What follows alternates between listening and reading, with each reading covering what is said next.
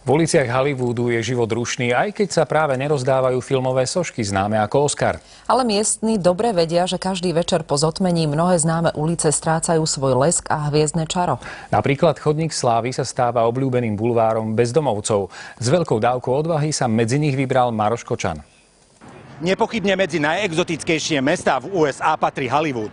Ročne toto mesto navštíví až niekoľko miliónov turistov z celého sveta. Zvedaví milovníci celebrit tak denne zaplňajú chodník slávy, ktorý je pokrytý hviezdami tých najväčších umelcov sveta. Medzi najväčšie atrakcie patrí svetoznámy nápis Hollywood, ktorý si musí vyfotiť každý návštevník. A samozrejme Kodak Theater, v ktorom raz ročne Filmová akadémia udeľuje zlaté sošky Oscarov. The World. Oscars Red Carpet 2010. Vo všedný deň sa Hollywood zmení na veľké trhovisko. Turistov naokolo lákajú obchody so suvenírmi. Okrem turistov sú ulice plné umelcov, všakovakých liečiteľov a na každom rohu na vás číhajú postavy z filmov. Ja tu skáčem z mrakodrapu na mrakodrap. A ako to vyzerá v uliciach, keď sa turisti vytratia, nám prezradila Slovenka Ema, ktorá žije priamo v Hollywoode.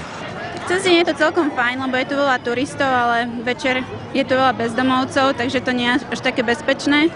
Mne sa to strašne páči, lebo sú to zaujímaví ľudia, akurát, že je tu problém s parkovaním pre strašne veľa turistov.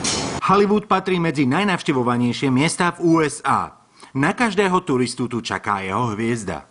Hľadáme hviezdu Brada Pitta. A kto vie, možno sa jedného dňa na chodníku slávy objaví aj meno niekoho zo Slovenska. Pre televíziu Joj z Hollywoodu Maroš Kočan.